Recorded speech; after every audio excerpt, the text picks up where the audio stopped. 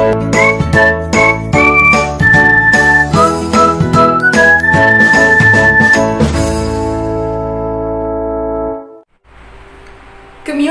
is fundamental to human existence. From the very moment we wake up from bed to getting ourselves ready for the day, and even up to the very second we close our eyes late at night thinking about how things have gone and what to do next the following day, communication takes place. It occurs in several contexts and even during the times you don't even realize it actually does. In my previous video, I mentioned that communication is used to connect people to achieve common goals, one of which is understanding. It brings people closer together by bridging the gap between them through the flow of information and understanding.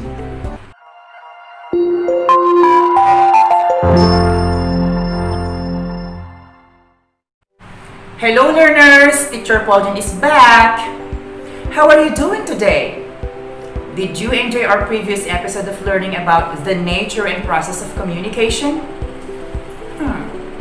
I hope you did. You know, you should make learning a habit, especially now during pandemic. Make every single day productive and learn new things. So, are you ready to learn with me today? I guess so. So for today's video, we're going to learn that other than understanding, communication serves to perform several purposes or functions. Hence, by the end of this episode, you are expected to be able to, number 1, identify different functions of communication in socially relevant situations or scenarios, and number 2, use these functions of communication in appropriate contexts. Let me show you sample videos where communication is used in several contexts. Please take time to watch them, and after watching, analyze what communication is used for in each video. Okay, settle down.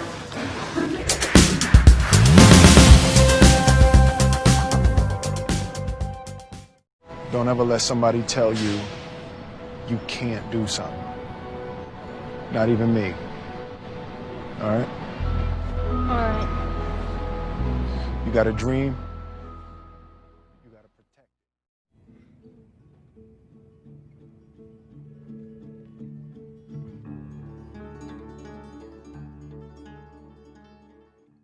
it. DOH is confirming that a 38-year-old female Chinese patient under investigation, or PUI, is positive for the novel coronavirus 2019 DAS-CoV. So there you can see communication taking place in several contexts. The question is, what function of communication do you think each video shows? Going back to our first video, what did the speaker say or what did he ask his students? Correct. The speaker, who is a teacher, asked his students to settle down. So hearing what the teacher has said, what would you do if you were the receiver or if you were addressed in the message? Correct. You would keep quiet or behave. That means the speaker is trying to control or regulate your behavior. In the given example, the students are asked to behave or to keep quiet. Now, do you know what function of communication that is? Correct. Regulation or control. In the given example, communication functions to control or regulate behavior.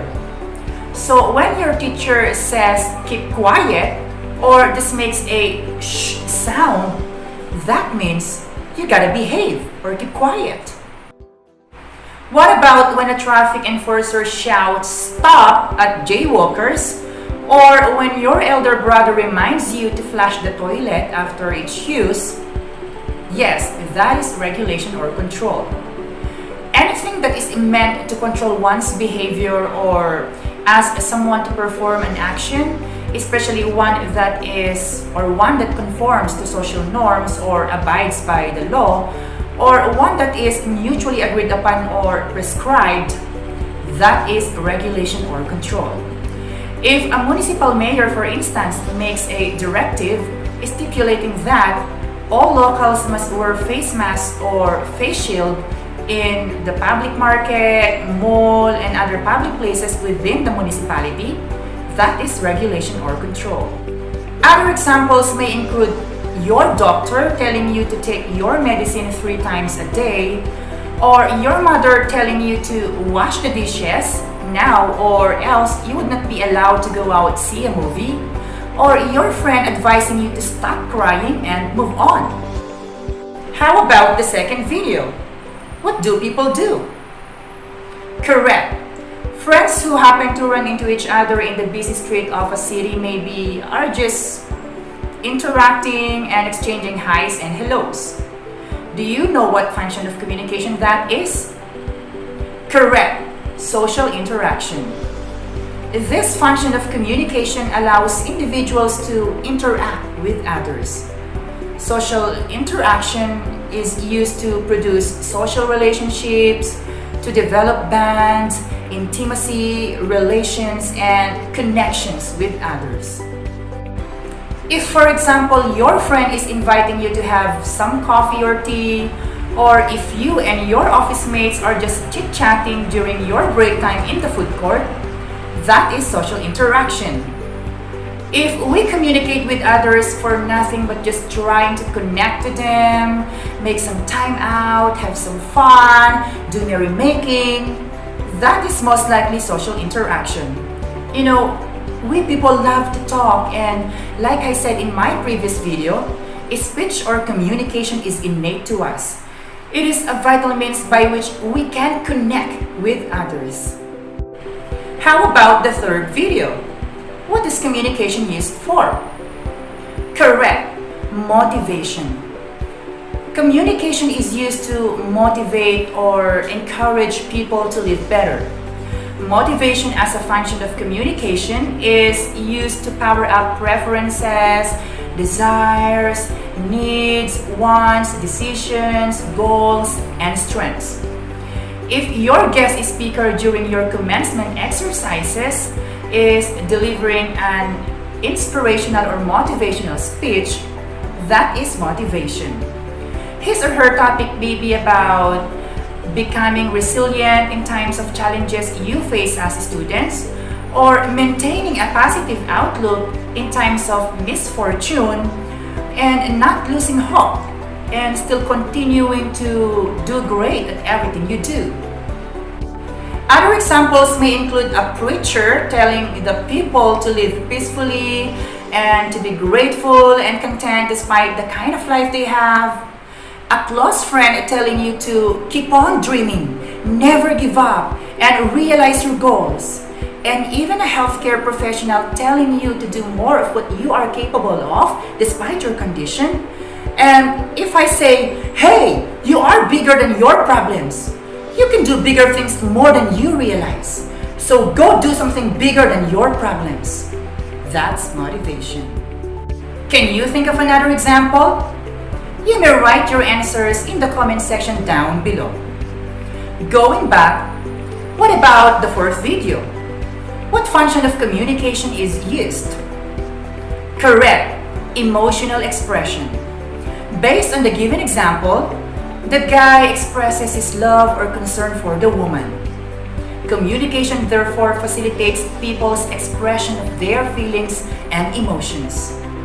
Other examples of which may include appreciation, expressing one's ambition, expressing one's needs, and even saying a prayer. In the fourth video, however, there were no words uttered, but the guy's facial expression and actions can tell a lot more than what words could possibly do. And his nonverbal actions clearly show his love or affection for the woman. Like we always say, actions speak louder than words. How about the last video? What function of communication do you think is used?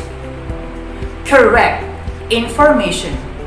Based on the video, the DOH secretary is informing the public about the female Chinese national who is under investigation tested positive for COVID-19.